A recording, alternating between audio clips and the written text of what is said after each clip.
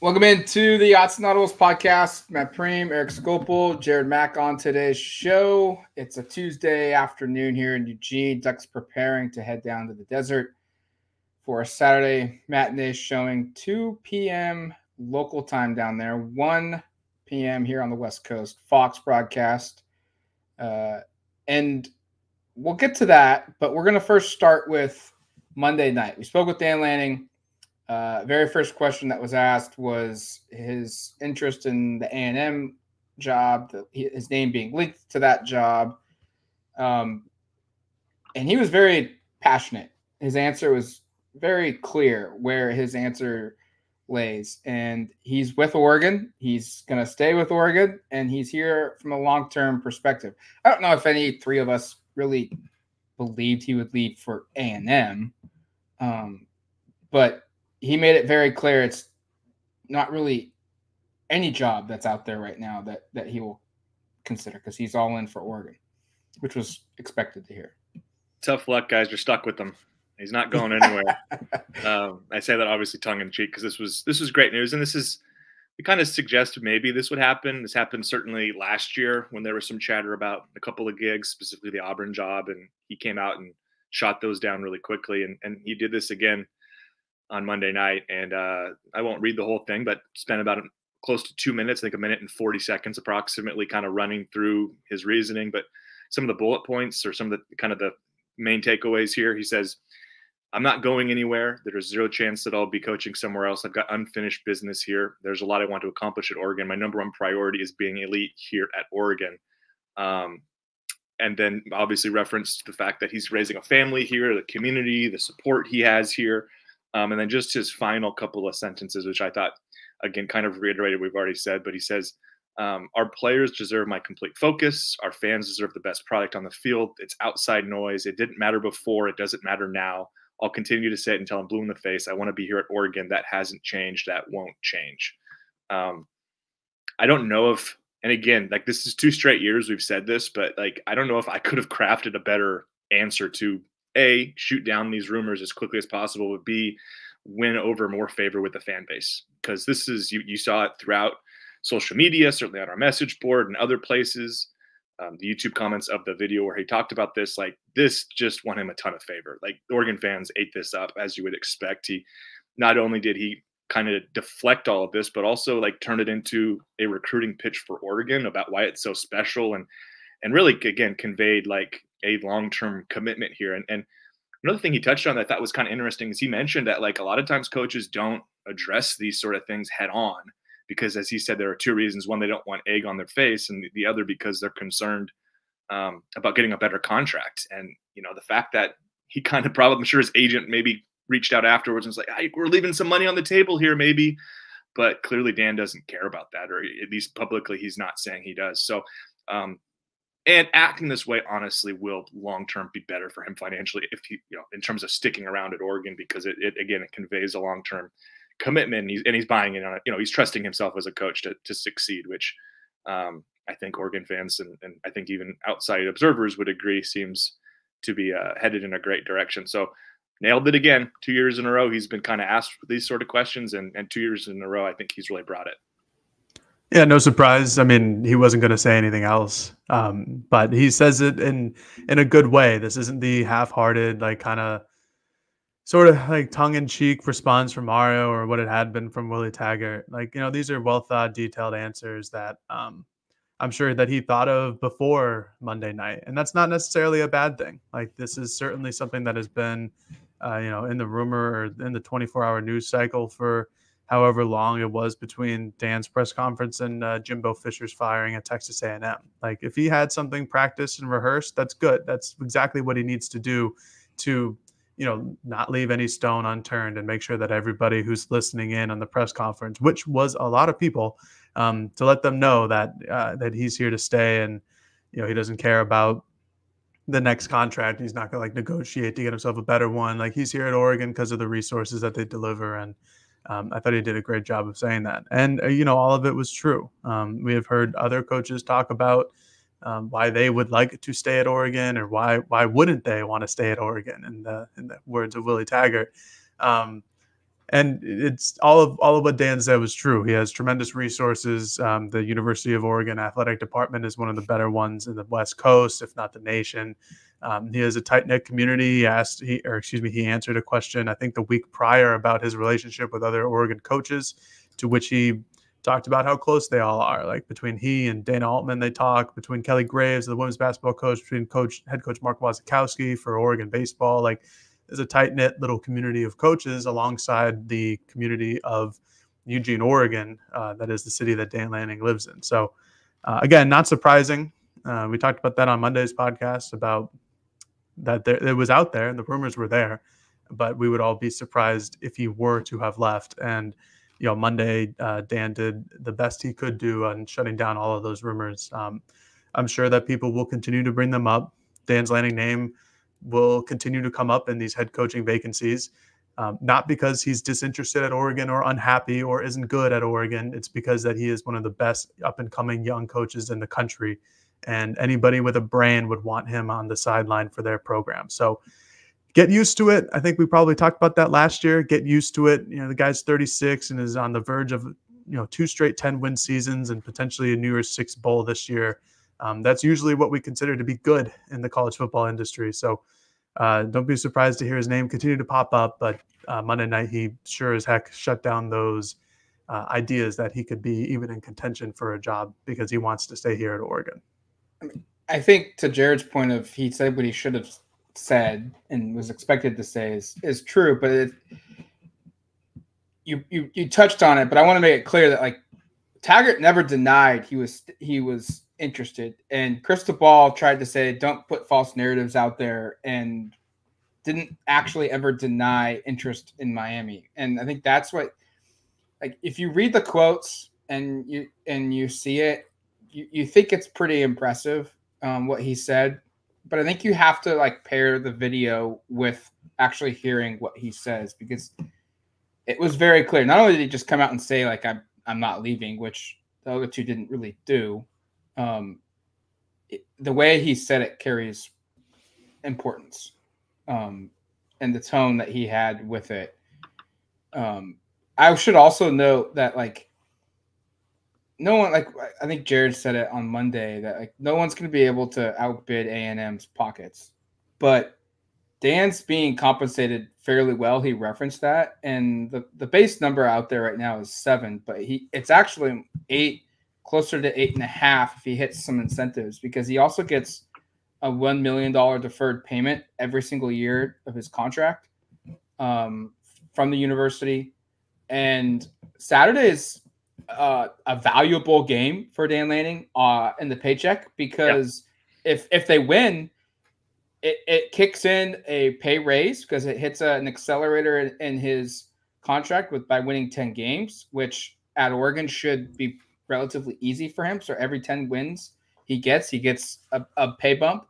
And also it rolls over another year onto his contract, which will only increase his value down the road, almost kind of like compounding interest, essentially. Like he could be making somewhere around $12 or $13 million in the next 4 or 5 seasons at Oregon, because the deferred payment still it runs through the contract's life, and if he hits these accelerators in his deal, he's only going to be compensated even more. And whether Oregon redoes his deal after the season, which if they make the college football playoff, they probably should, or if they make it down the road and they redo it, then it's only going to get even higher. So I think he knows he has that rare. He referenced it, the understanding that grass is not always greener somewhere else, and I think he knows that he's also going to be fairly compensated quite nicely already and down the road if he has the success that he thinks this program's going to have. Yeah, just my last thought is, and clearly he thinks, and you're seeing it on the field now, the trajectory is pointing up without question. And so you talked about, Matt, and I think you outlined it well there, the incentives kind of built into his deal. He, believes in himself and believes in what this program can do. The numbers he's going to be making in future seasons will be very, very nice. And it's already a very, very nice base salary of a little more than 7 annually over the course of this deal. So he doesn't necessarily need a new contract to feel pretty good about where he's at financially. And I like you said, I wouldn't be surprised if they continue to rework this, if they keep reaching some of these benchmarks, and you want to lock him down for as long as possible. But I think he made it pretty clear his stance on all of that on Monday. I'm only asking this out of pure curiosity for Matt. The contract, the deferred payments, what, like, do they move to the next year? Or are they like multiple years down the line? He gets $1 million on top of his base salary and deferred payments every single year. And then they put it into I wonder where those came from. It comes from the University of Oregon. Well, I know that, but like what payment was being deferred previously, like to make it so that it's these upcoming years?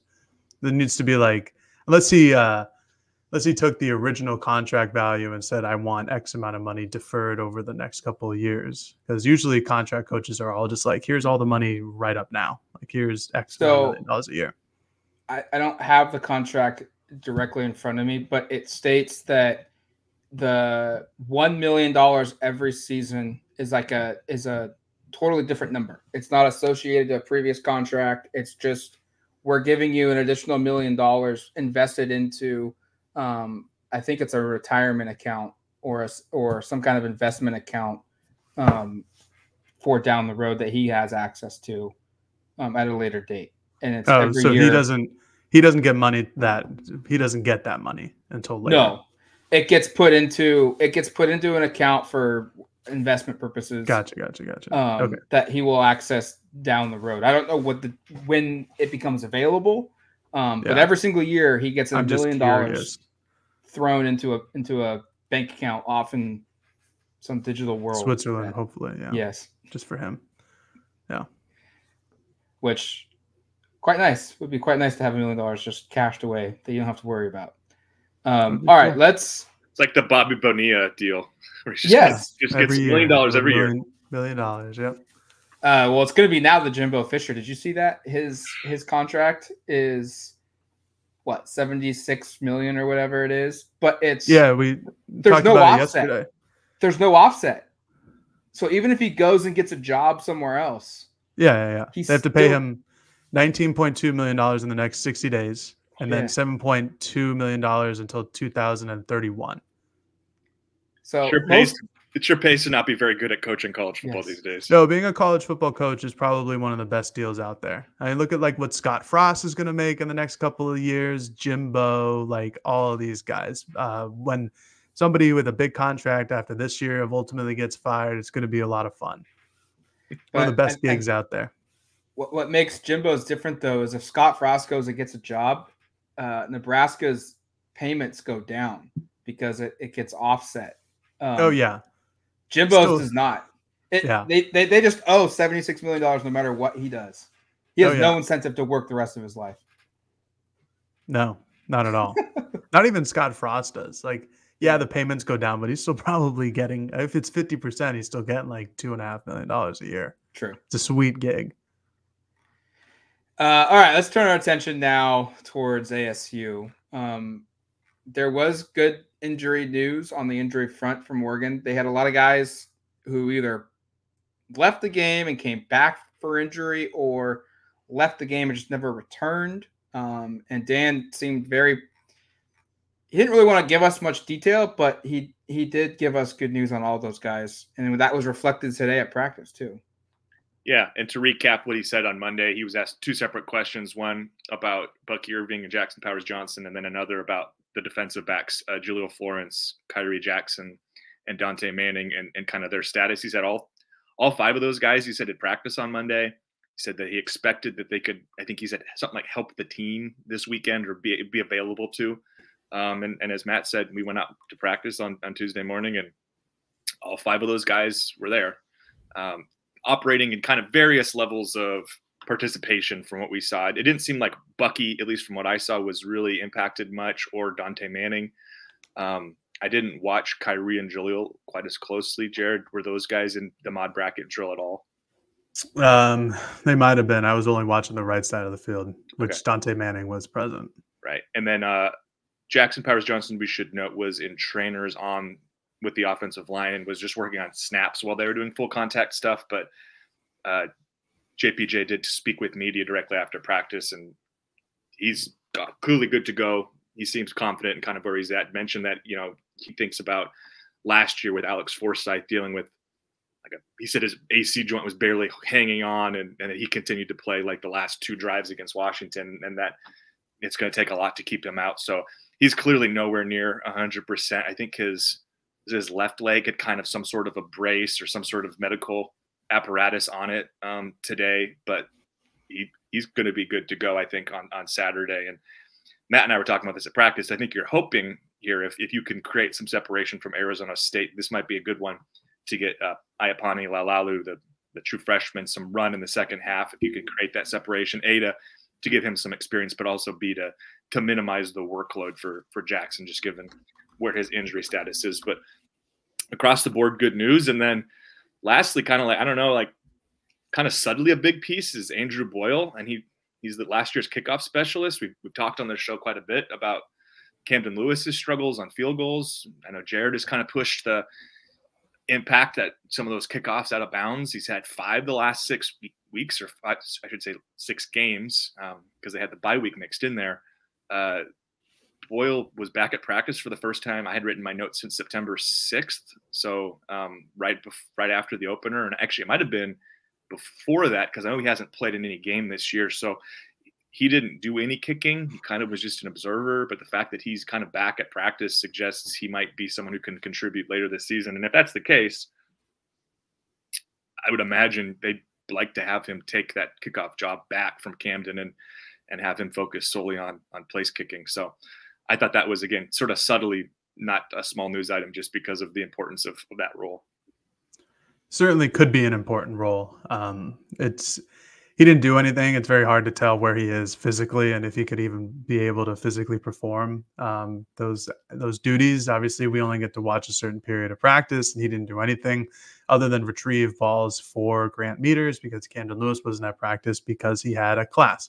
All that being said, yeah, it could be certainly something to monitor going down the next couple weeks. I don't think Oregon would like to burn Grant Meters' redshirt this year. I'm sure that wouldn't be in their plans. I talked about it yesterday, where it gets to the point where, if Camden continues to struggle as he is doing, you might actually need to look into the fact that Grant Meters may need to burn a red shirt. Andrew Boyle was really, honestly, just a kickoff specialist at Washington State and at Oregon last season, so he's not going to be a remedy for the field goal kicking. He did have a couple punts last year. None of them were good, and the punting situation is more than good at Oregon currently. So it could be a bigger storyline. For now, it's certainly encouraging that he's back onto the field, and hopefully he can help Oregon down the home stretch. I'm not sure if it's I don't know if there's a correlation-causation effect with Camden and the kickoffs and field goals. Maybe there will be, and maybe if Andrew Boyle takes over and Camden will start to hit field goals, and then there could be a correlation-causation situation there. But that is yet to be figured out. But going back to the other injuries, like Dan said on Monday night, everybody was practicing, everybody was there. Which was certainly encouraging. I don't think Oregon necessarily needs it against ASU. Certainly would love to see Jackson Powers Johnson in there, but it's Arizona State, and I don't mean to disrespect Kenny Dillingham's program. I think he's a great coach and a wonderful individual. However, not a good team. So I don't think it is imperative that all of them are 100% healthy for them to win. If they're going into the Oregon State week, yeah, no, you need these guys, but. Again, no disrespect to Arizona State. Love Tempe, love Phoenix, love that area town, but not their best football program out there this year. Yeah, I'm a firm believer that as quickly as this game gets out of reach for Arizona State, if it does get to that point, it should get to that point. If it's not, there's concerns.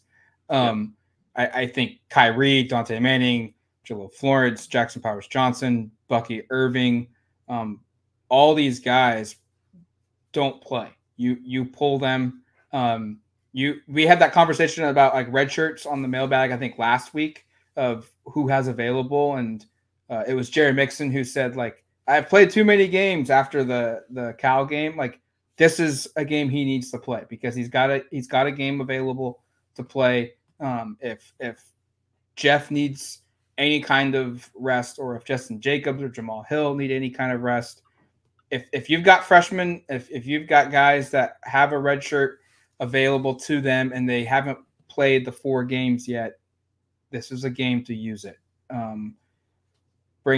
Play as many guys as you possibly can, because to Jared's point, like, you're going into Oregon State with a short week. They are really good. They are a physical team.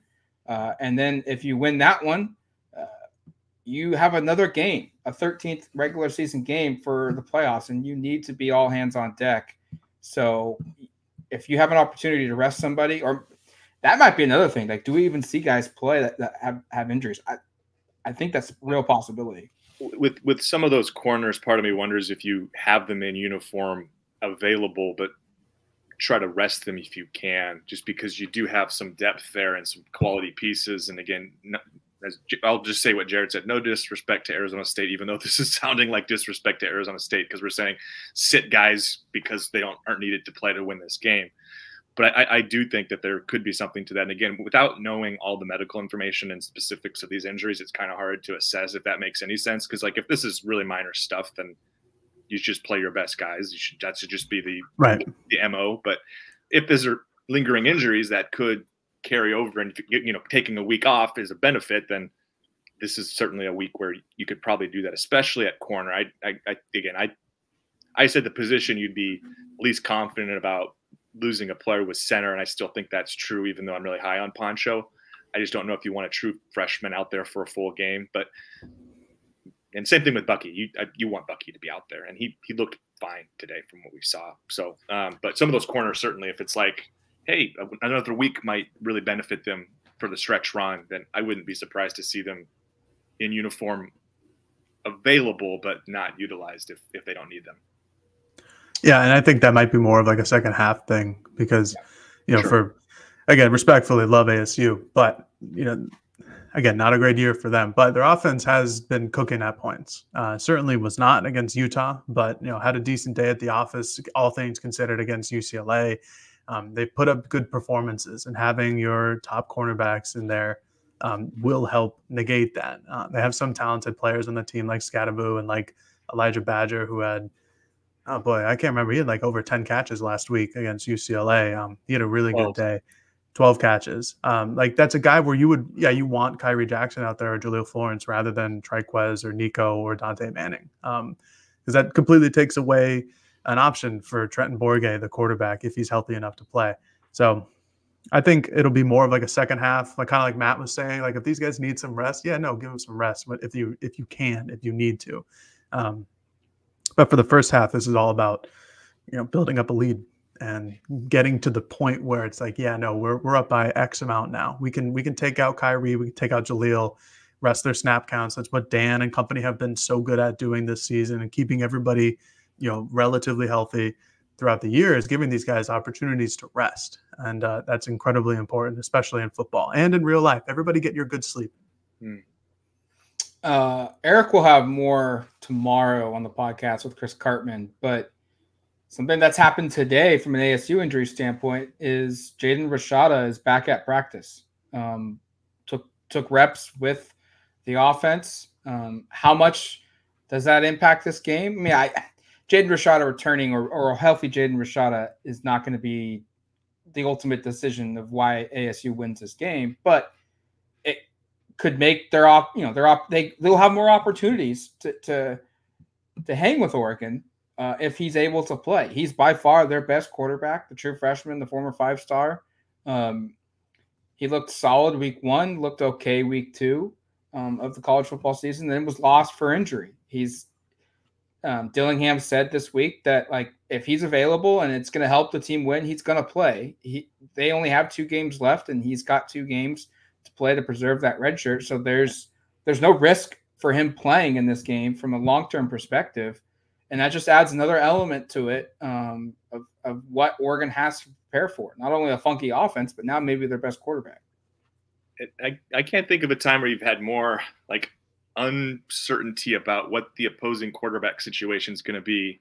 Not just because, as you said, it sounds like Rashada practiced today and could play. And as you've mentioned, Dillingham certainly opened the door during his Monday afternoon press conference down in Tempe with the fact that they would consider it, and that if it was the best situation, he was fully healthy, that he would play. Because as Matt said, the redshirt rule allows him to play both these last 2 games if he's available. So there's that component. There's also, to Jared's point, like, Bourguet is also hurt. Like, he's dealing with an ankle injury. He was in and out of the lineup the last couple of weeks. He didn't play after like the first quarter in Salt Lake City. And then there's the other part of, like, they've been using running backs and tight ends at quarter. I actually looked at the snap counts. They had 22 snaps this last game where it was either Cameron Scadaboo or Jalen Conyers, who's a tight end, playing quarterback. And as I mentioned on Monday, both of them threw the ball down the field. One was a Scadaboo passing touchdown, one of 7 passing touchdowns on the entire season for the Sun Devils. And then Conyers actually drew a pretty iffy, I thought, in retrospect, pass interference call on a 4th down play that kind of ended the game for the Sun Devils and earned that victory. So certainly an odd offense, and we can talk more about that on this show or on future shows about just kind of the strangeness of what Kenny's doing and the creativity and the uniqueness. I think he said it was kind of weird, and he's a bit of an oddball, and kind of acknowledged that part. And the way they're playing is certainly different than what you see week in and week out. Like, they ran, I think, almost a dozen and a half plays out of that swinging gate formation against UCLA, which you go watch the highlights, you know exactly what I'm talking about, because it's just a bit strange. So, but yeah, to the quarterback thing, might be Rashada this week, which would be certainly a bit of a change from where they've been the last month or so.